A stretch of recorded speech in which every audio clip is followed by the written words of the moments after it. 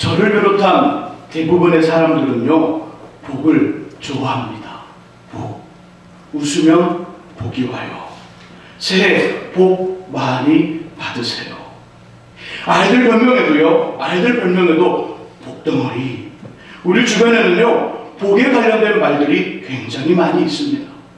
잠을 잘 때 베는 베개에도 복이라는 글자를 써놓고요, 식사를 하는 숟가락에도 복이라는 글자가 활려 있습니다. 명절이 되면 선물을 하는 사과와 배에도 복, 이렇게 기록이 되어 있지요. 이것만이 아니죠. 새해가 되면 복조례를 만들어 각 집마다 선물로 보냅니다. 복이라는 한자를 크게 써 사람들이 들어오고 나가는 대문에 집안 곳곳에 붙여 놓습니다. 어느 지역에서는요, 복이라는 한자를 뒤집어 거꾸로 붙여 놓기도 합니다. 그 모습에 깜짝 놀라 이유를 물었지요. 그 마을에 사람들 답을 해줍니다. 들어온 복이 나가지 못하게 하려고 뒤집어 붙여 놓았다는 이야기입니다. 어느 정도 일리가 있습니다.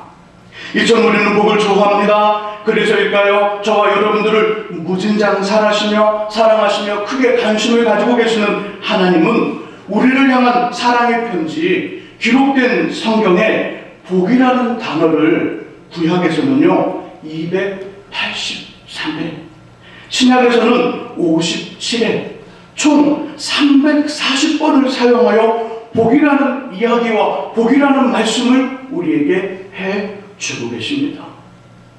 2016년도 우리 교회 표어인 하나님의 복을 누리는 해, 이 표의 대표 구절인 역대상 17장 26절과 27절을 통해서 우리 지난주에 말씀을 배웠습니다. 신약과 구약에 기록된 하나님의 복, 구약과 신약이 한 곳에 있는 성경, 그 성경을 따라 찾아가는 복에 대한 연구 나누기, 지난주부터 한 곳 한 곳을 살펴봅니다. 역대상 26장, 역대상 17장 26절과 27절을 통해서는요, 저와 여러분들에게 복을 주시고 그 복을 누리게 하시는 분은 오직 한 분, 하나님 한 분밖에 없음을 전했습니다. 목사님, 복을 받으면 되지요. 누리는 이야기는 또 다른 이야기인가요? 복을 받는 것과 복을 누리는 것은요, 매우 다른 차원의 이야기입니다. 복을 받았다고 모두 누리는 것 아닙니다. 복을 받고 복을 누리는 은혜를 받아야 합니다.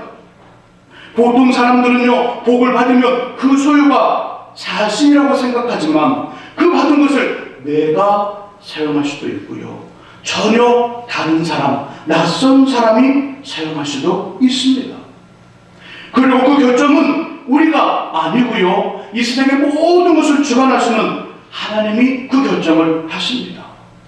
그러므로 여전히 복이 우리 손에 들어도 그 복의 주인은 하나님이시지요.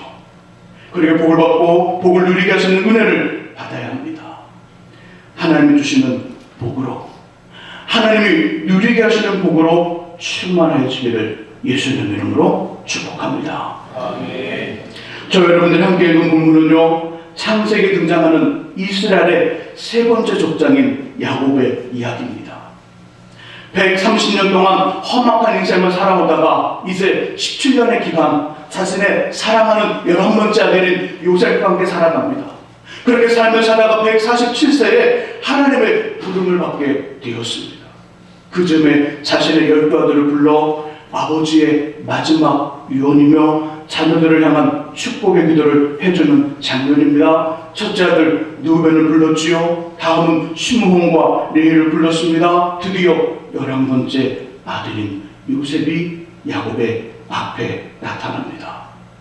야곱, 그를 위해 기도합니다. 우리 25절을 함께 읽어보겠습니다. 25절 읽으시면서 아버지 야곱이 아들인 요셉을 위해 세 가지 복을 위한 기도를 하는데요, 그것을 찾아보시기 바랍니다. 25절 함께 읽습니다.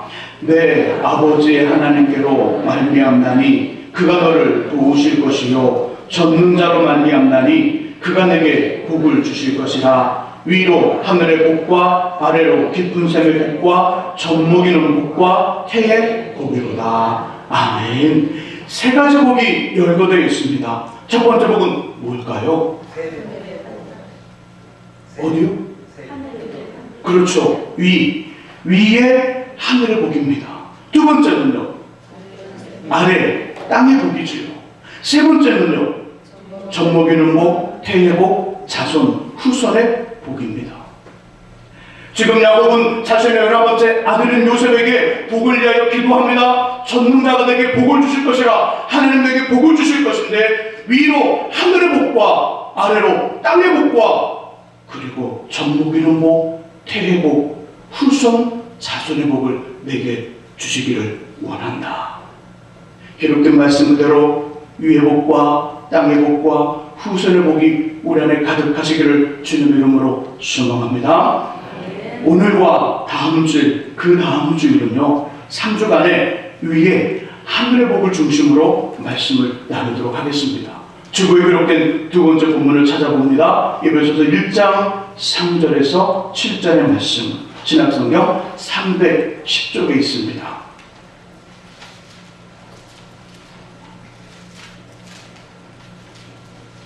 에베소서 1장 3절에서 7절의 말씀, 우리 위에 하늘의 복에 관련된 말씀입니다. 우리 에베소서 1장 3절에서 7절 말씀 같이 읽겠습니다. 읽습니다.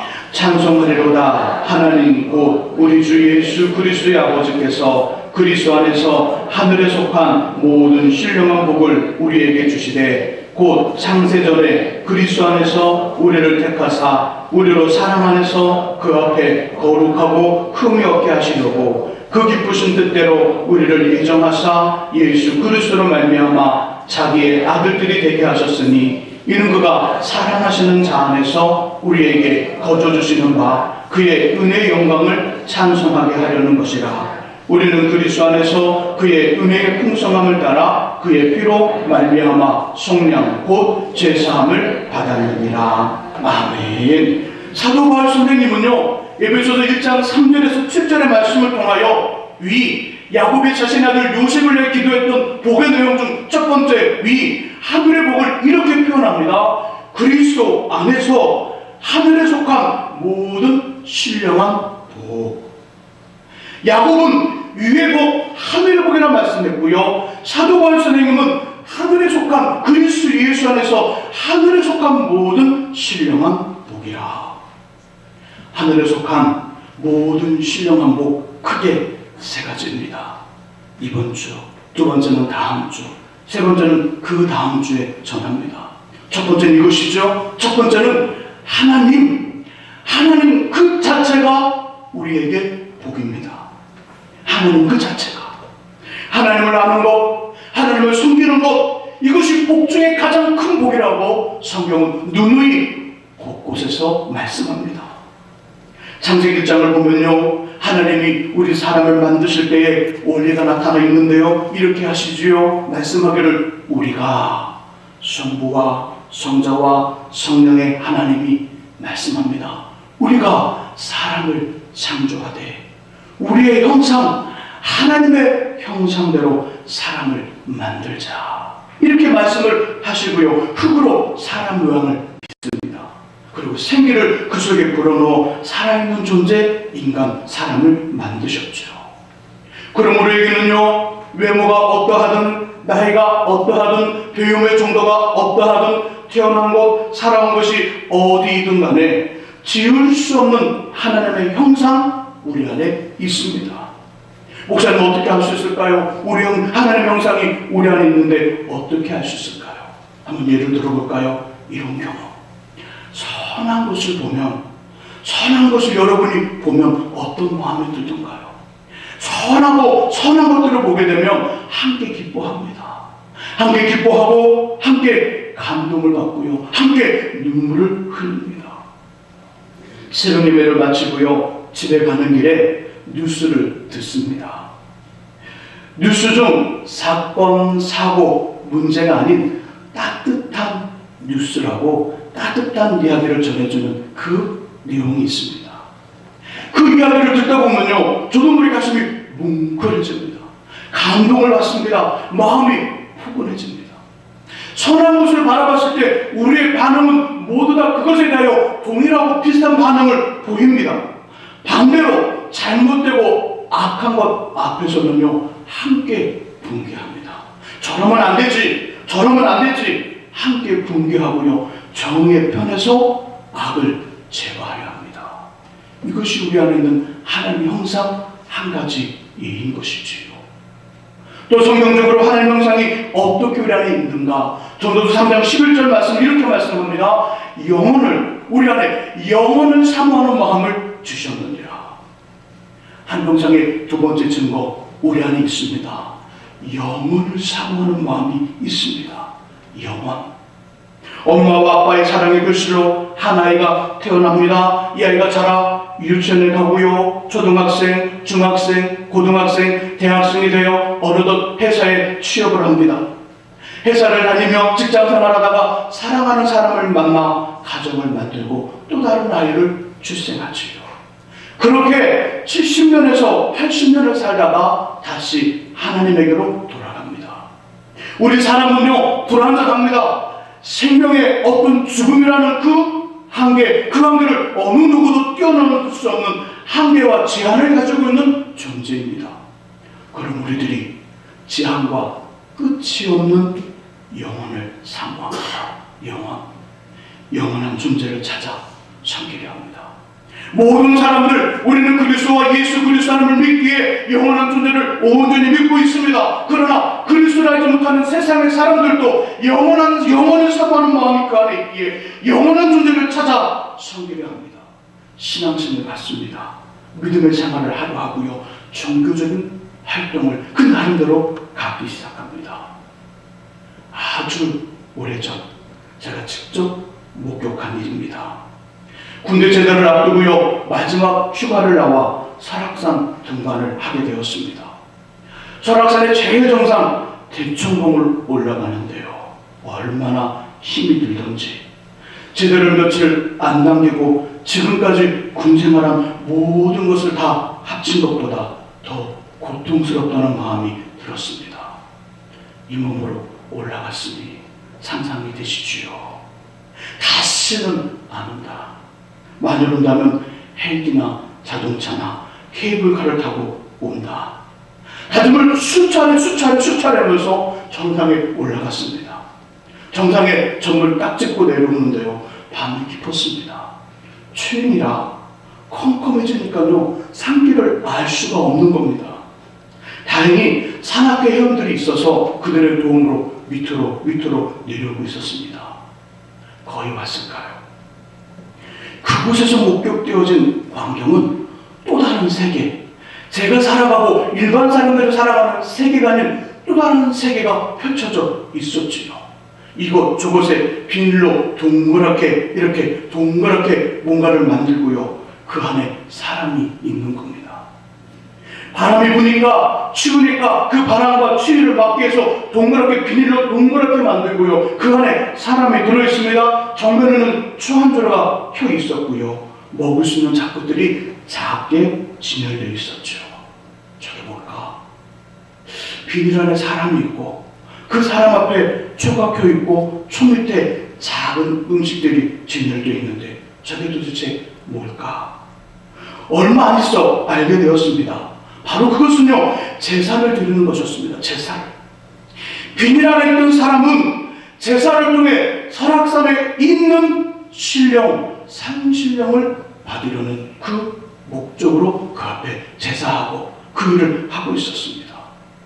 그런 비닐들이 하나가 아니라 수없이 많았죠. 그리고 그곳이 한 곳이 아니라 산을 다 내려올 때까지 계속해서 그 장면을 목격할 수 있었습니다. 산을 다 내려온 후 곰곰이 생각해 보았습니다. 여러분도 함께 생각을 해보십시오. 옛날에 강원도를 가려면 영동 고속도로를 타고요, 꼬불꼬불 대관령 산길을 넘어가야 합니다. 하지만 요즘은 그렇게 하지 않지요. 특별히 낭만을 즐기려면 대관령 산길 옛길로 가야지만 거의 대부분은 산과 산에 놓인 고속도로를 이용합니다. 그 앞에까지, 설악산 거의 앞에까지는 고속도로는 일반 고속도로인데요. 어느덧 산 앞에 나타나면 산과 산 사이를 연결한 고속도로가 나타납니다. 그 고속도로 엄청납니다.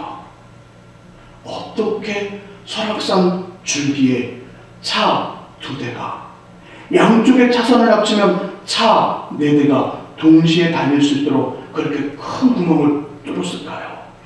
큰 구멍, 터널을 뚫었는데 하나가 아니라 보통 3개, 4개, 5개 정도의 터널, 큰 구멍을 뚫고요, 아스팔트를 깔았습니다. 아스팔트를 깔아서 그냥 그 사이를 쫙 달려가는데요. 대단합니다.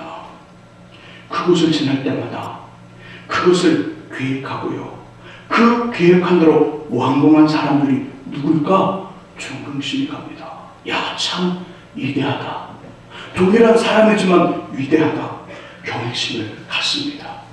그런데요, 그런 일을 한 사람들이 그렇게 산에다 구멍을 뚫고 길을 놓고 차가 다닐 수 있도록 만든 그 사람들이 그 산에 있는 신령을 받겠다고 합니다. 그 신령을.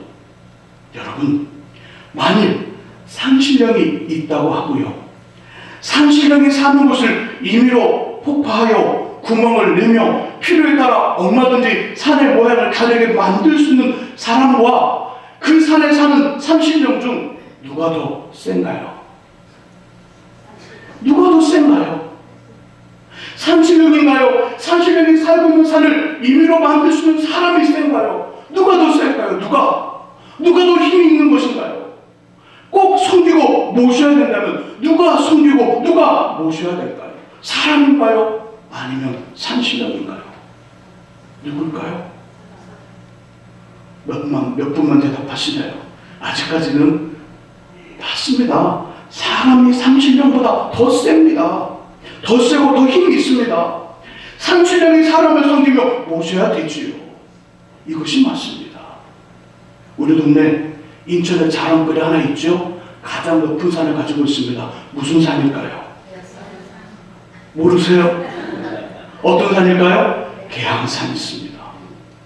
예전에 계양산 뒤쪽에는요, 요즘은 정확히 모르겠지만 큰 나무 주변에 돌을 쌓고요, 책가르면 철을 매단 성황당이 있었습니다. 성황당.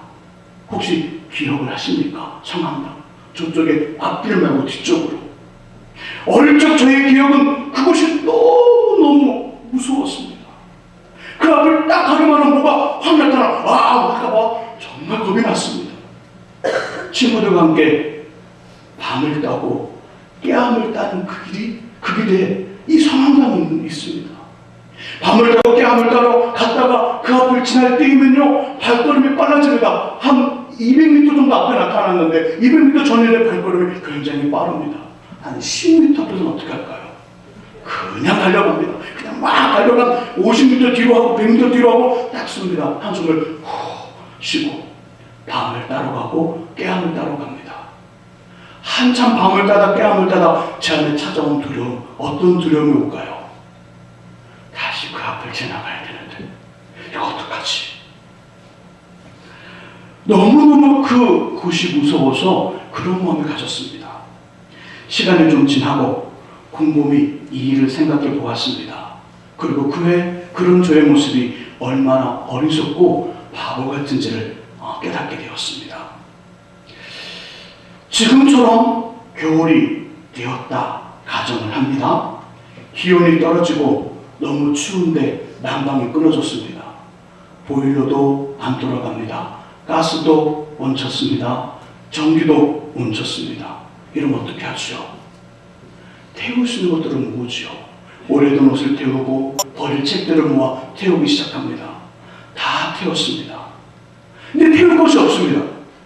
고민하다가 뭐가 생각났을까요? 무서운 성황당 나무가 떠올랐습니다.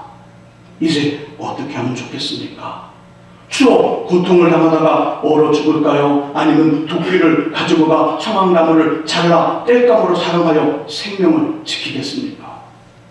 어떻게 하시겠습니까, 여러분?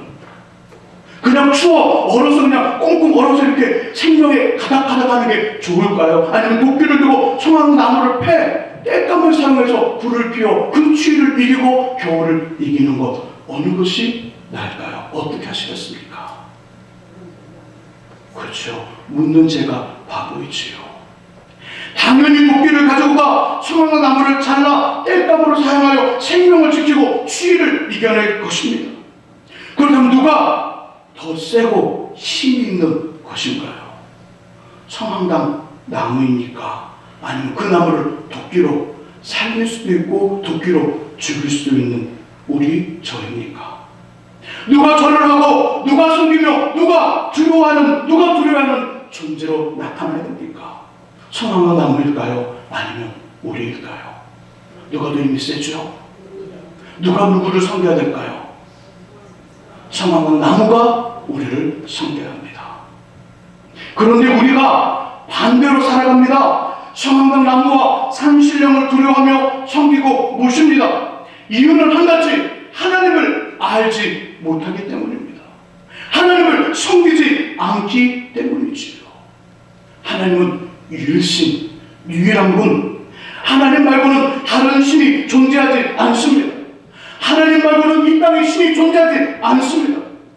목사님, 귀신이 있잖아요. 사탄 마귀 있잖아요. 그것은 신이 아닙니다. 우리는 조금 다른 형태의 영적인 존재일 뿐 신이 아닙니다. 예수를 믿고 있는 저와 여러분들의 인생과 삶에 대해 어떤 그것도 사단도 마귀도 귀신도 산신령도 때로는 믿고 있는 알고 있는 다른 그런 어떤 신들, 그들은 신이 아니기에 우리 인생에 우리 삶에 어떠한 영향도 줄 수 없습니다. 하나님만이 유일하신 분입니다. 또 하나님은요 스스로 계신 분이지요. 나는 스스로 있는 자니라. 그러기에 우리 주변의 신을 생각하는 것들, 산과 나무, 돌, 우리가 만든 조각들처럼 사람들에 의해 파괴되거나 다시 만들어지거나 변경이 되지 않는 어제나 오늘이나 내일이 동일하고요. 우리 안에 영원을 사모하는 마음을 만드신 분, 영원히 존재하시는 분이 하나님이십니다. 그리고 하나님은 인격을 갖고 계시지요. 저 여러분들을 직접적으로 때로는 환경과 상황, 일들을 통하여 찾아오십니다. 우리를 찾아와 만나주십니다. 말을 걸어보시지요. 이야기를 하십니다. 우리가 하는 말을 들으시고 그 말에 답변, 대답을 하시지요. 저와 여러분들에게 질문도 하십니다. 대화를 요청합니다.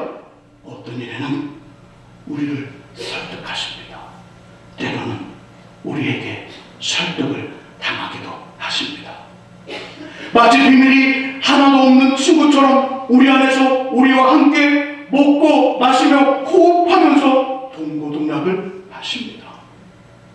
그분이 바로 저와 여러분들의 아버지입니다. 아버지. 우리는 그분을 믿고 섬기며 알고 있습니다. 계속해서 알아가고 있지요.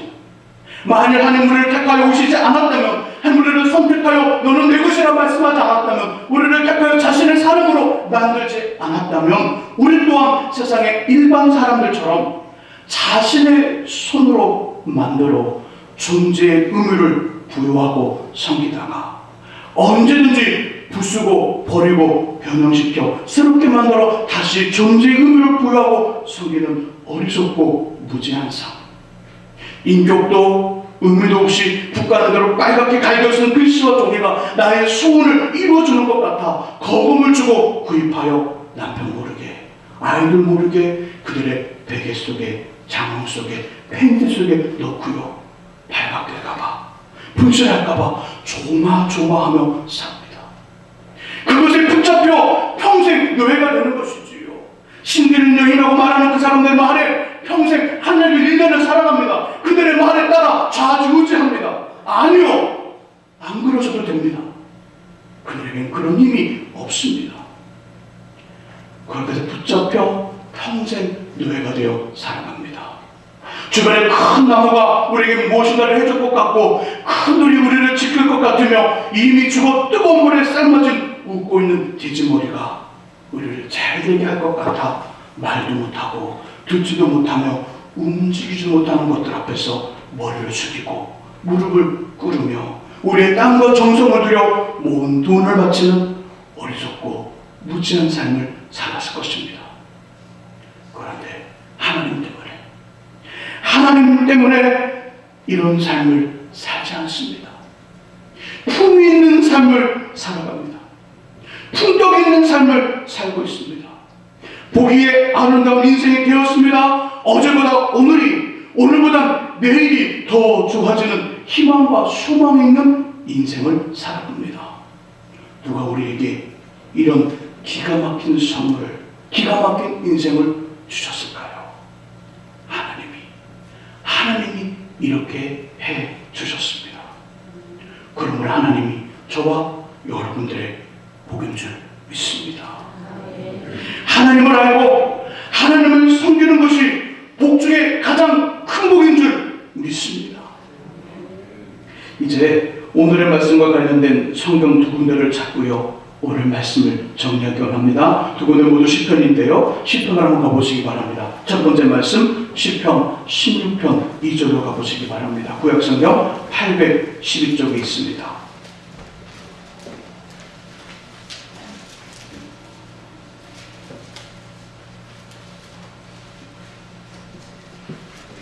시편 16편 2절 말씀 같이 한번 읽어봅니다. 같이 읽습니다. 내가 여호와께 아뢰되 주는 나의 주님이시오니 주밖에는 나의 복이 없다 하였나이다. 아멘. 주밖에는 나의 복이 없다 하였나이다. 주님만 나의 복입니다 말하는 거지요. 이 시는요, 다윗 왕이 지은 것입니다. 그도 우리와 동일한 고백을 하고 있습니다. 주님만이, 하나님만이 자신의 복, 우리의 복이라는 고백을 하고 있지요.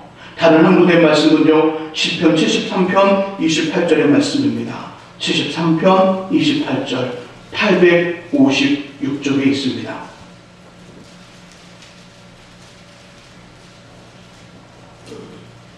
시편 73편 28절의 말씀, 자, 같이 읽어봅니다. 읽습니다. 하나님께 가까이함이 내게 복이라. 내가 주 여호와를 나의 피난처로 삼아 주의 모든 행적을 전파하리이다. 아멘. 아멘. 성경의 인물 중 최고는 다윗입니다. 예수님 빼고요, 성경 인물 중 최고는 다윗인데, 다윗은 고백하기 이렇게 말합니다. 나의 복은 하나님이시라. 주밖에 나의 복이 없나이다. 주님만이 나의 복입니다 라고 고백합니다. 다윗의 고백처럼 저와 여러분들의 복은 오직 하나님이십니다. 그 하나님, 그분을 가까이 하시기 바랍니다. 이제 막 사랑을 시작한 연인처럼 말씀과 기도와 예배를 통하여 하나님을 가까이 하는 2016년도, 아니 우리의 인생 전부 다 되어지기를 예수님의 이름으로 축원합니다.